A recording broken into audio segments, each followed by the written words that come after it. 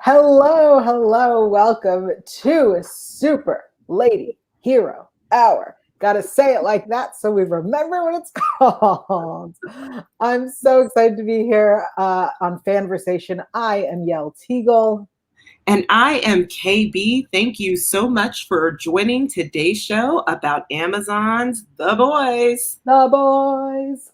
That's right. We're going to talk about the first 3 episodes, and I'm going to, I guess, put up a warning now that spoilers. Yes. Like, what is the point of talking about the first 3 and we don't get to spoil it? I feel like I've been holding my tongue for like the last 6 weeks about it. So, yes, I'm going to share. Yes. Also, there were a lot of details that were embargoed until yesterday. So we are no longer embargoed for the first 3 episodes. We could say everything that happened. Personally, I think the embargoes were amusing, but let's jump in. I'm going to do just a quick cap, which is I'm going to read the IMDb descriptions for each of these episodes for us. I'll start with the first one. Season 2, Episode 1, The Big Ride. With Butcher still missing, Huey, Mother's Milk, Frenchie, and Kimiko are now fugitives, and Homelander and Vought are the more powerful than ever. But just as the boys are about to leave the country, they're pulled back into the fray. Yeah. That was the first episode. How did you feel about this first episode back? I kind of feel like that IMDb is a little bit misleading because they definitely were not about to leave the country because they're definitely fugitives. So it's like they definitely had no way out this episode. They thought they were going to leave the country. I feel like they don't even have passports. Like for me, I'm like, guys, you don't have passports. You literally have nowhere to go. But the first episode was exactly what I expected it to be. I mean, it pretty much picks up like right where we left off. So, we found out at the end of season 1 that Homelander, we had known that Homelander raped Becca, but we didn't know that they had a son until like that very last episode. And we see that Butcher somehow stumbles upon this child and Becca, and he is obviously distraught and quite mad, I guess, about it because he is not entirely sure what's happening. I think at first he kind of thinks that like maybe this is a mirage. And so, that kind of sets us off to where the season's going. I mean, obviously in the episodes to come, which we'll chat about the next 2, but it sets him on this journey to really figuring out like what's going on with Becca. How has she been alive all this time? Because I feel like a lot of his rage is really centered on, Becca being gone. Yes. So what do you do with that rage when you find out that she's still alive? I think the rage shifts. I really liked that he was kind of missing this whole episode because that was the season finale cliffhanger was Butcher seeing that she's alive. There's a kid, this whole secret that's been going on. So I like that he was missing because that was the one thing I was like remembering and wanted to focus on. And instead they went, we're going to spend this whole first episode reminding you what this world is and where we are and who everyone is. Because I, for one, did not go and re-binge the whole first season. Oh, yeah, no, I didn't either. But I do feel like with Butcher being gone, it's a nice glimpse as to how they can function without him. Mm-hmm. And, Huey is not Team Butcher in any capacity. So, I mean, for him, he's like, this is a dream come true. But you do see specifically with Frenchie that like he really feels like he needs some sort of a leader. Yeah. And he feels like Butcher is that guy. Whereas I've always felt like, even with season 1, that like Butcher is wildly narcissistic. He's arrogant. He's rude. He actually isn't that great of a leader to me. So I don't understand why Frenchie is like holding on to the idea of like, we need him, because the clear best choice for leader is Mother's Milk. Like that is clear. Yes. So it's really funny that you say that because before the discussing these episodes, there was the Honest trailer that came out that really showed how much Huey tries to get himself out of situations. Like that's his thing. So the idea that he's like, I'm going to step up and lead made me laugh because I was like, yeah, they pointed out how much you try to get out of things. So I don't know that you're the right leader. And And then also I agree with you, and a good friend of mine also did a recap and also pointed out that Mother's Milk is the one who should be lead. Like he has the know-how, he has the connections, he has leadership skills. Like if anyone has leadership skills on this team, it is him. Butcher definitely doesn't. He has like brute force, which is why he is the leader. And so it's really amusing. I think that people fail to realize that the reason why Mother's Milk actually is the best choice is because he's not led by his emotions. And Butcher is 1000% emotion led. Like if something does not go his way, he throws what I like to call an adult temper tantrum. Mm-hmm. And then here we are. Which brings me to the point that if you really think about it, Butcher and Homelander are the same character. Wow. Oh man, I want to break that down.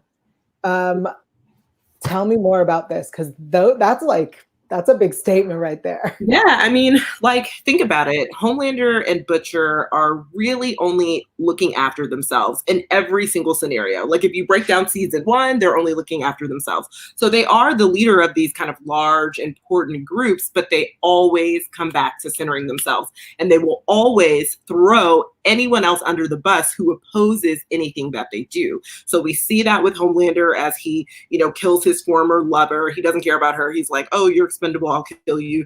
I mean, he kind of has like emotions. I'm gonna put those in quotes because like, does he really actually have emotions in real life? Yes. Probably not. But like, Butcher's willing to throw Huey, Mother's Milk, and he's known Mother's Milk and Frenchie and Kimiko for a lot longer than he's known Huey. He does not care. So like, ultimately, they're both driven by their emotions. They're both driven by whatever it is that they want.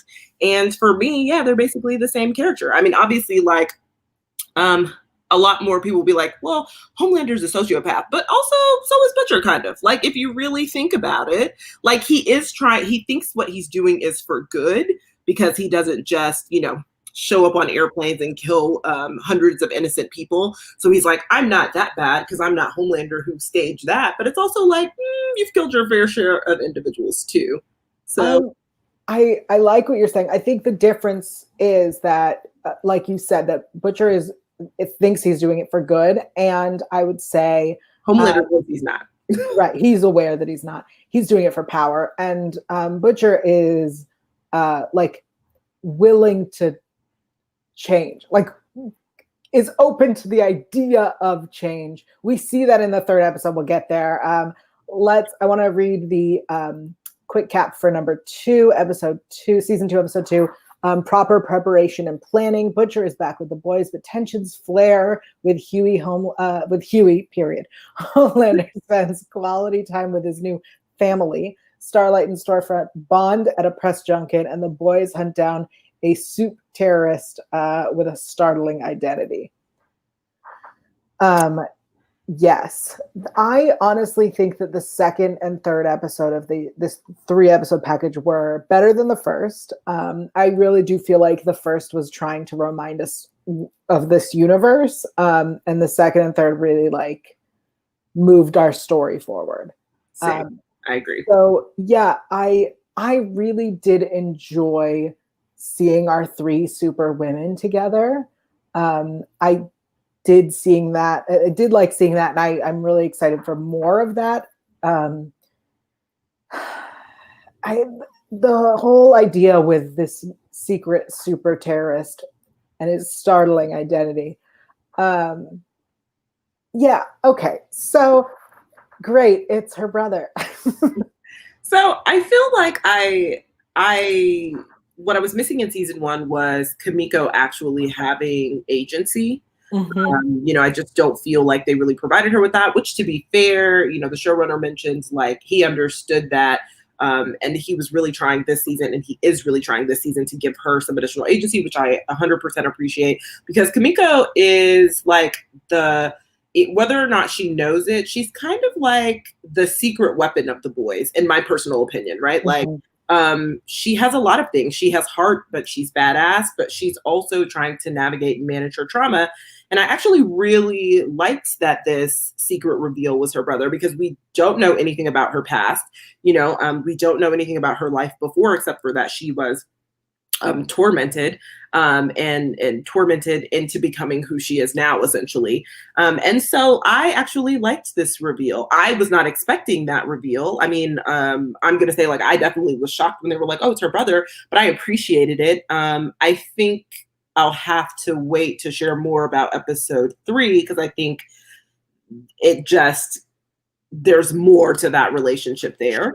Yeah. That happens in episode 3 versus episode 2. But I feel like with something that we did mention, so with Rainer's death in episode 1, which was wildly violent, and also I'm still confused about how it happened. Like, what are you implanted with, ma'am? Like, so I glossed over it because I was like, oh right, I forgot about her, and then they killed her, and I went, great. So you reminded us that she existed and that we had this connection, and then you took it away and then didn't come back to it really. Yeah. Like as they drove away and we're like, our head's going to explode. And then nothing came of that. So I was like, well, I guess I'll wait till this means something or has something to do with something. But I agree with you that the twist of the super terrorist being Kenji, her brother, was shocking, because did we know she ever had a brother? Did we know anything about her life? Like we don't know anything about her. So I do love that we are getting a story. We are getting her progress. Because up until this point, I was like, she's strong and silent. She's the strong, silent type. Mm. That's it. Yeah. And that is something that I actually had a problem with kind of in season 1, is the fact that she is playing a silent Asian woman. Mm-hmm. It's like, okay, I think we need to give her more. So I do appreciate now that she does have, she is utilizing this language that they've created. It seems like it's just her and her brother have created this, yes. Kind of communication between them. So it's nice to see her, kind of step into that and be able to communicate. But yeah, I don't know. I feel like with Rainer's death, because Rainer is kind of the first person to mention the super terrorist without really mentioning any details about it. I think really Rainer's death is just the catalyst to to Butcher coming back and then finding, and her name is escaping me, but Mallory, to finding Mallory, and then kind of everything kind of going from there, because Mallory then gives them the address. The address is how they find Kenji, and then we get into that whole business. So yeah, I think this episode was, I feel like out of all 3, the third one's my favorite, but only because I think we finally get the storyline that we were working up towards. Like, I think the women superheroes bonding, cool. You get to see a different side of Maeve, in the sense that, like, she has a personal life. She leaves, she's going to be with her. It's kind of unclear if it's an ex-girlfriend or a current girlfriend, like, not entirely sure. So if I understood correctly, this is her ex, that the only reason they're not together is because of fear for her life. Right, because Homelander, which Homelander is also Maeve's ex, and also wildly unstable in general. So then, there's that. But let me read the description, the quick cap for number 3, season 2, episode 3. Over the hill with the swords of 1,000 men, the boys take to the high seas to safeguard their prisoner. I can't read today. It's 115 degrees. Homelander plays house, then pushes Ryan over the edge. Starlight is forced to make an impossible choice. Stormfront reveals her true character. Yeah. So I liked Stormfront when we met her, that she's this ballsy, gives no shit, takes no prisoner type of girl. She's she's a threat to Homelander. And I thought that was really fun. I also like that she's kind of taking Starlight and being like, stop being such a pushover, speak your mind, say what you want, ask for things, don't be afraid. And I do think that we need more women being able to speak their mind and ask for things and not being afraid. Yes. Such a bummer with who she turns out to be. I'm on the opposite side of the spectrum, because I actually did not like Stormfront from the beginning. Like, she's wildly obnoxious to me. I mean, those things that you pointed out, I actually did enjoy, like her just really kind of being like, Starlight, do what you want. Like, Yeah. you only live once. Like, this Pippi Longstocking analogy was interesting to me. But truly, I was like, Pippi Longstocking lives alone in this house. And then I was like, did I read Pippi Longstocking? Because I don't remember her living by herself. Yeah, she lives with her horse and her monkey. Totally didn't even remember that. But I was like, wow, how does this child survive alone? But anyway, outside of that, I was like, okay, but she was still kind of obnoxious to me and her approach. I guess that's the best way to put it. And what we find is that she is also a sociopath, probably worse, in my opinion, than Homelander, because let me see. I think that she's worse because she publicly will still do those things that she's going to do in private.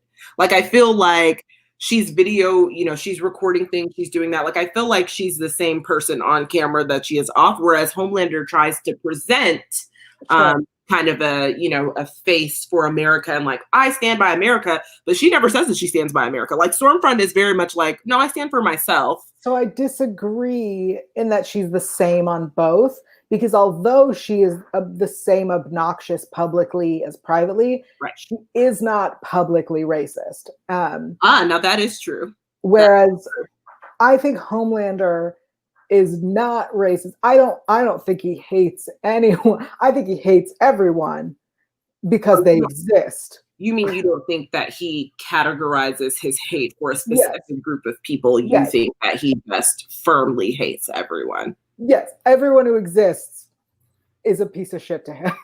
Whereas she is like wildly racist. Racist, yes. That's how I feel the differences between them. And I think that she's also getting off on challenging him. I think that is something that excites her. Yeah, absolutely.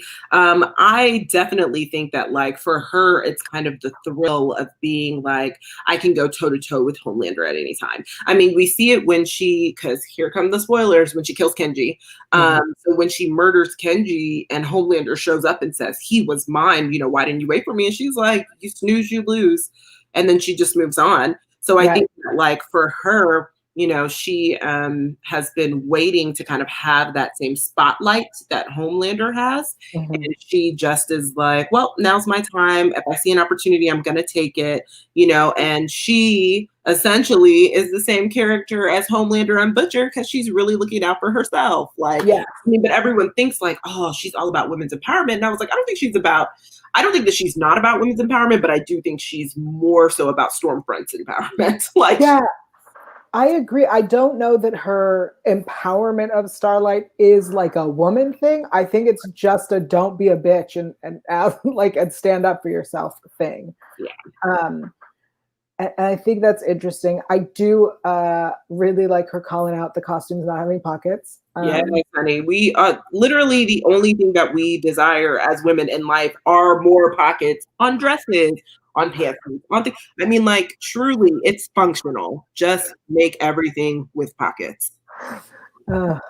We just want pockets. I want to talk about the reveal or the disclosure about V. Let's talk about that coming out into the light, because I love a MacGuffin.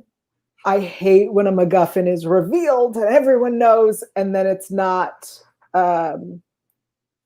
taken as an issue the way that like it should be. I think the reason I hate it is because I live in our current world, and that happens to us all the time, where someone goes, climate change is real, and people go, I don't think so. I say in my 115-degree weather.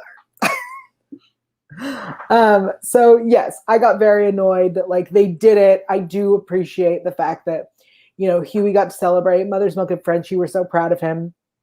I think Butcher had a point. I think he really had a point to be like, it's great, but we're in the middle of something bigger. And I think he could have said it better, but whatever. Can't ask Butcher to speak. Well, he could have said it and still given Huey props. Like, I think the underlying issue is that, he still feels like he's alpha male. And so to do anything outside of that is a problem. Right. Where he could have just been like, actually, Huey, this is a really big deal. Great. Like we are in the middle of something else, but at least we have this issue solved. The world knows about Compound V. It's like, okay. Unfortunately, it seems to not matter. Yep. I'm excited to see where that goes. Well, I feel like we will get a lot more when it comes to Compound V. The fact that like Starlight really risked it all because she constantly is doing that. I mean, honestly, she's putting her life at risk every time. Anytime there's a scene with her and Homelander, I just know it's going to be the end of her life. Like every single time there's a scene, I'm worried that she's going to perish at the hands of Homelander because he is so unstable.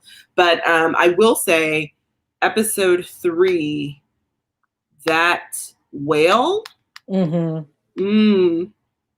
Let's talk about the whole Deep situation. First of all, I don't know why we're even bothering with him. Like I don't care.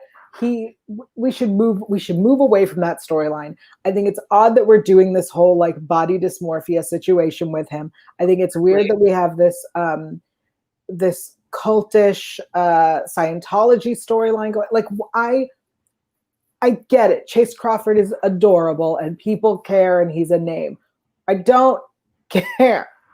Well, I actually like the Deep's body dysmorphia line because they've been storyline because they've been building up to it. Like in season 1, the way Homelander treats him solely based off of his body is like, it's actually quite nasty. I mean, like you already know that this is like in Homelander's personality, but I think that like what they were trying to do is, you know, we only saw glimpses of it in season 1 where he just says little comments and little things and you can see that it's impacting the Deep.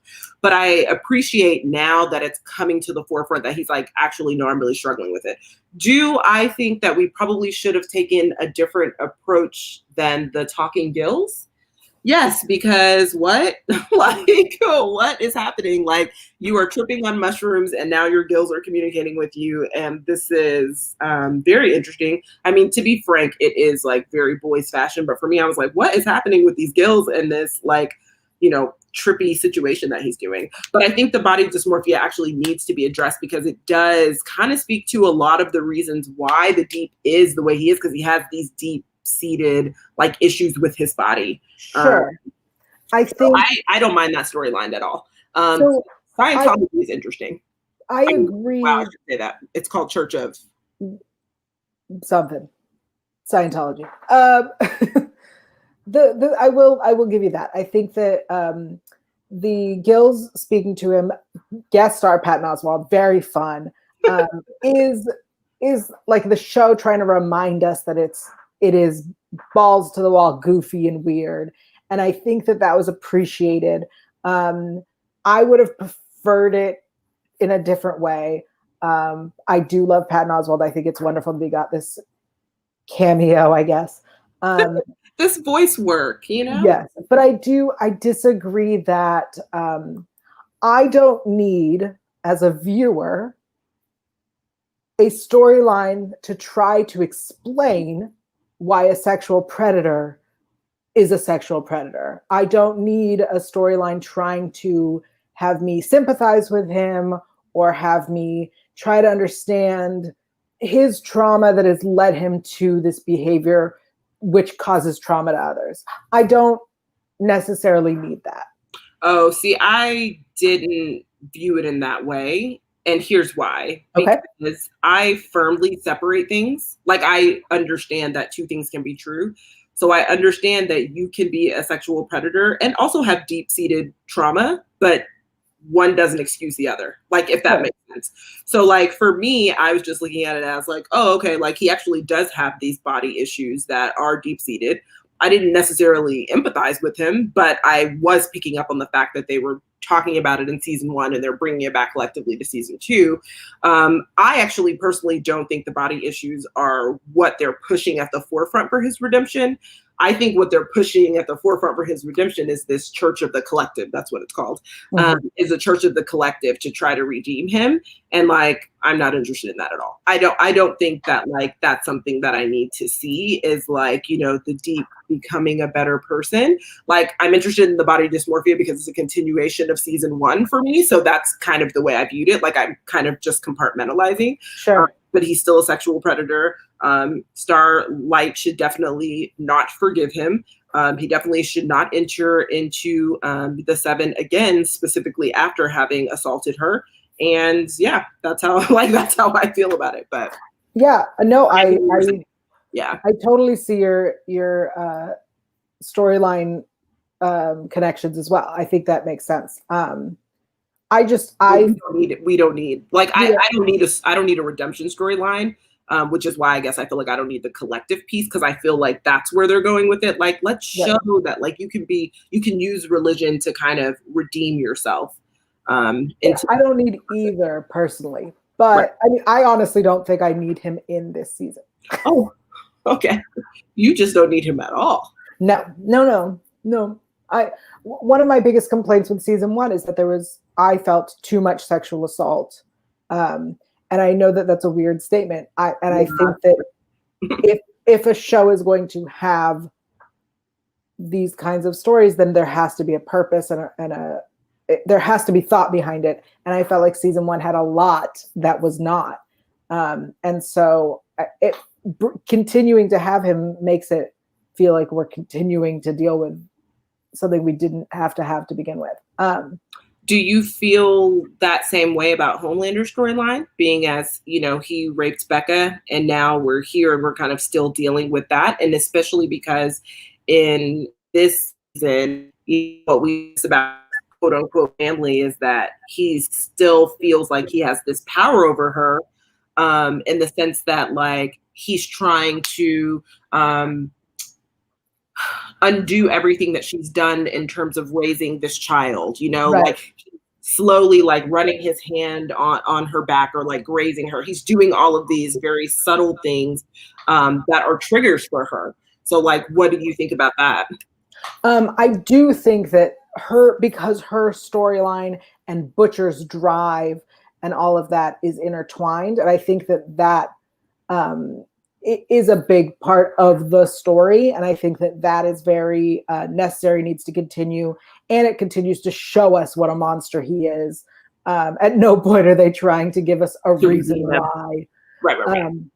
And it furthers the plot, which I like. And I think the twist that she's alive was a huge reveal and a very interesting one and a good surprise. And I think that, I accept that one as something necessary for us to continue moving. Yeah, I also think because they're not kind of using a religious context for redemption. No one's trying to redeem Homelander, but also like he can't be redeemed. Like, I mean, in general, not just from the assault, but there are a lot of things that he does that he absolutely just, in my personal opinion, cannot be redeemed.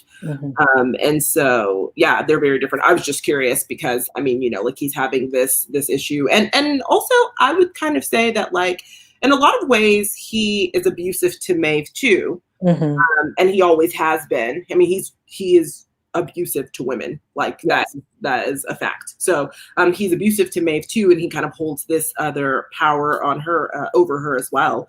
So it's interesting to see. I have no idea where they're going to go collectively though in terms of the Deep's character. I mean, listen, I do think that he should deal with his body trauma and issues, like absolutely. But he is actually a sexual predator. So it's like, I'm still a firm believer that, two things can be true. You're also still a sexual predator. So yes, he needs that needs to be handled as well. But I also feel like in this particular show, they're not going to handle it because they haven't handled Homelander. Like, if that makes sense. Sure. Yeah. I just know that, lots of predators had trauma. Right. And I just fear, and I think based on the writing of season 1, I don't trust that they're not going to try to excuse his behavior because of the trauma. Yeah, and I don't need that. Like, I don't want to empathize or sympathize or no thanks. Yep. So any final storylines we need to touch upon before we rate this 3-hour saga, as we are calling it? Yeah, I know. I felt like a film to me. I'm trying to think if there's anything else. I mean, besides the fact that Huey is still obviously pining for Starlight. Right. I also will say, I think I think I would have liked it if Kenji got to stick around more. Like, what an interesting character. The fact that he has to have his hands available makes his powers even more interesting to me. And it's such a bummer to lose him so early. Yeah, that for sure. I am curious to see where Huey and Starlight will go. I think she's apprehensive, but she still has feelings for him. Mm-hmm. And, you know, he obviously is very open about the fact that he still has feelings for her. But I also feel like with Huey, you know, when Butcher is like, Becca's still alive, Huey's like, that's cool. But like, I literally have no one. Like, he's like, when, you know, when I think about it, I don't have anyone. Everyone's dead. Robin, my dad, you know, Starlight's left me in a romantic capacity, I guess is the best way to put it. And he's like, you know, I don't have anyone. And I think that my personal opinion versus Huey and Starlight getting back together is that Huey needs to spend some time figuring out who he is and what he wants out of life. Because he also lost his job. You know, he's a fugitive. Like, there's so many things at play. And I just feel like for you to be concerned about dating right now, it's like not that wise. I mean, maybe for him it's an escape, but also, sir, you literally need to figure out your life. Like, yeah, I agree. I feel like he's supposed to be our perspective into this world, right? He's just your average guy who was just living his life, and now he's in this craziness. But he's turned into, at least in the first 3 episodes, he's this whiny little bitch. And I'm like, he is no longer a perspective for the viewer. He's an annoyance for like, us and for what are you doing? Yeah, like decide to do something. Whatever it is, just decide to do something. I guess we should also mention, if we're going to talk about Huey and Starlight, her old friend Gecko, I believe. Who gets her the compound V. Yes. I want to talk about this character because I hope he comes back. Because the idea that he pimped himself out to let people cut off limbs is fascinating. It's wild. Like, I was like, oh, what's happening in this hotel room? Oh, so people can basically like channel their rage or issues and cut off someone's limb and pay for it. And then, you know, his limb grows back within like a matter of maybe like an hour or something. I don't know. Yeah, wild. I was like, what is happening? I really like that. I like that we got the other, you know, potential 7 superhero early on. I want to see more. I mean, maybe I'm spoiled because I watched Project Power, but like I want to see more potential powers now, whether they're like involved or not. I just want to see more of this world. And I assume now that everyone knows about Compound V that it will happen. Yeah, so I do want to see more people with powers. I want to know where Black Noir it is, because I feel like they like plop him in and then plop him out pretty much in the first 3 episodes. Like, it starts off with him being, you know, kind of his usual killing machine self, and then it's like, okay, well, he disappears. So yeah, I'm curious as to like what's going on with Black Noir. Also curious if Black Noir is going to have a storyline this season. Because he also kind of serves as the silent member of the 7, the silent killing machine. Like, he's basically like Kimiko's mirror, essentially, part of the 7. So I am curious to see what that looks like. Yeah, we also got more Vought information, more with our new friend Giancarlo Esposito.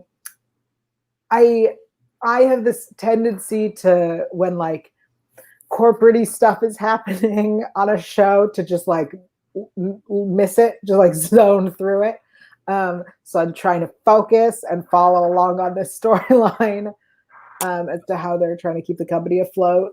So I will say that Giancarlo is one of my favorite additions. I think Stan Edgar is a formidable kind of opponent for Homelander, in the sense that, you know, like Stan actually uses he uses science, he uses his brain, he uses research, whereas Homelander just uses the power that he has. And so that provides kind of a heavy kind of opposition between the two of them. But I will say something that I picked up on in Homelander and Stan's kind of engagement. is that, yeah, there's a little bit of like a villain to villain aspect of their relationship, but more so, in my personal opinion, I was seeing more of a father-son relationship and dynamic between the two. Like, I really feel like Stan admonishes Homelander in a way that a father would a son. And, instead of just outwardly punishing him, he's giving him history lessons. Like, I just feel like it's different. And Homelander, a lot of the reason why, and obviously, like, again, because I think we're going to say in this episode a million times, we are not excusing behavior, but I think a lot of the reason why Homelander is the way that he is because he didn't have any parental guidance. Like, he was raised to be a product. Like, you are raised to do something. Like, you have powers. I'm raising you to use these powers. It has nothing to do with actual love or normalcy or, becoming a good human being and a good citizen of the world. It was none of those things. So I think that as we see him always drinking the milk and like kind of craving these types of things, which that is super creepy to me. Like, so gross. But as he is drinking the milk and doing those things, you realize that like he is really looking for stability, like a family stability setting. And I think that that's why I see that between him and Stan. It's interesting you bring that up because we also got that little moment where Queen Maeve was talking about her dad and like raising money and then using it or losing it at the casino. And we have these like little bits of like their history. And I wonder how much, maybe this season will explore more of their backgrounds and their families and their upbringings, which would be so interesting. Well, the families are terrible from what we know so far, right? Like, right. I mean, but I am curious as to why these particular parents were selected to have these super babies, because I don't think that that's a coincidence, particularly with Starlight's mom, who she was just like, oh, so I'm wondering if a lot of these parents were potentially struggling with maybe like fertility issues, and there was a clinic that they went to, and they kind of funneled those parents to, Vought. I don't know. But I'm curious to kind of see what happens because this is a series where I have not read the comics or the graphic novels. So I am curious to see kind of what their parental units look like. I just assume though that like Homelander's parents are actually also sociopaths. Like my personal opinion. I'm like, they're also sociopaths and he probably got this honestly. So, Yeah. Let's rate it. Our scoring system here on Super Lady Hero Hour is poop to kittens. That's right. How did we feel? Was it a poop or was it a kitten? Why? Because I decided that's what we're doing. So we're rating the whole 3-episode saga, the 3-hour saga. How did you feel? Poop to kittens. Where'd you put this? I feel like overall it was a kitten for me. Look at that. It's a kitten. Interesting. I agree. I also am going to go with kitten because I really enjoyed it. I did like that it was all 3. I can't imagine if it was just the first one, I would have been like, what a poop. So definitely a kitten for me. I really struggle with the idea that we're now going to go week to week. That means every episode better be great and better move us. That's where I'm at. Well, I mean, I personally feel like because Amazon blesses me with short seasons, then they don't waste episodes. So that is my dream. And so I feel like it will keep pushing the envelope and we'll be pushing our storyline episode to episode because guess what? They have less time to do it. So, I mean, which, I will always advocate for shorter seasons and they bless me every time. So I'm like, yes. So yeah. Our next segment we call Woman of the Hour. We're hours in quotes today. There are 3 women on the 7 and we have 1 woman on the boys. And then we've had a couple of CIA women. We also have Butcher's previously dead wife. Lots of women on this show. We are going to choose 1 woman of the hour that we think really did the best, that I would say the MVP, as sports say, for this 3-hour saga. Who you got? You know who I'm going with. I'm going with Kimiko, but mostly because these this film, as I like to lovingly, affectionately call it, this film really centers on her and her storyline, and her brother really is the key and kind of the catalyst for where we move forward for the rest of the season. So for me, I'm going with Kimiko. I mean, I think that like in this episode, it was, in this saga, it was a blessing for her to be reunited with her brother. Like we got to see a softer side of her, which I love because she's so protective of him. And so I believe that I got this right, but she's his older sister. So it's kind of that protective nature inside that we really don't get to see. So I do wish, like you said, that they had more time, that Kenji stayed alive just a little bit longer, because it is a nice reprieve from seeing her just be kind of this killing machine all the time.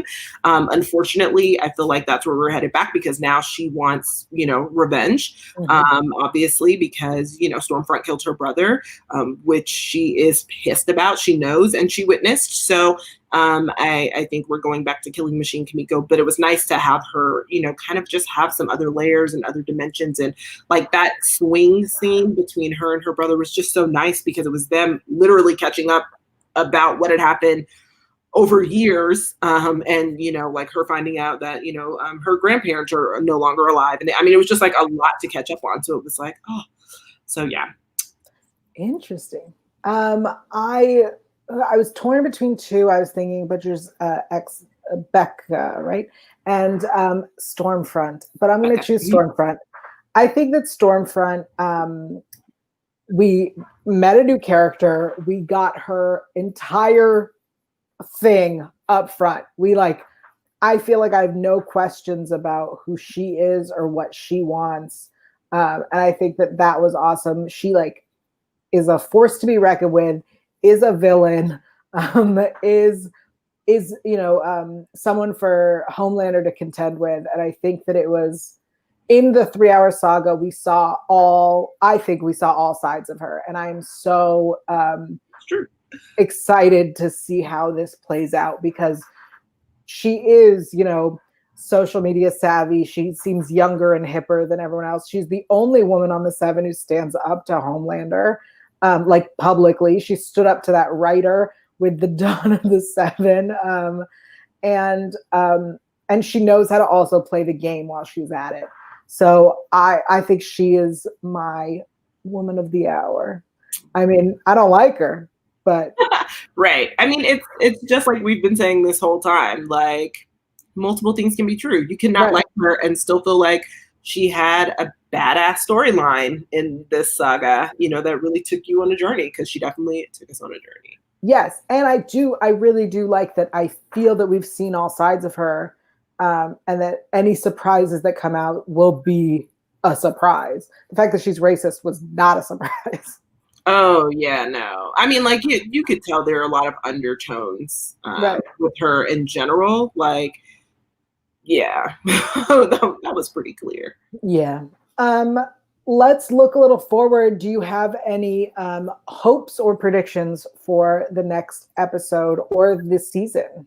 Yeah, so for this season, I really think that we are going to get a head-to-head with Stormfront and Homelander, but I think that he is going to be severely injured. Like, I'm not going to say that she kills him, because I definitely don't think that that's the way of the direction of the show is going to go. Like, I think Homelander will be here for a while, even though I have to say, like, he repulses me in a way that like a TV character never has. Like, he literally makes my skin crawl as a character. Wow. Not Anthony. Like, Anthony's lovely. I mean, like a kind human being, but like Homelander is exhausting, and he annoys me because he's just so awful. And you're like, why are people like this? But I do think that they're going to have like a very, very big head-to-head, where he may fall out, may be injured, maybe hospitalized. I don't know, because I feel like he thinks he's unbreakable, but there is something that's coming,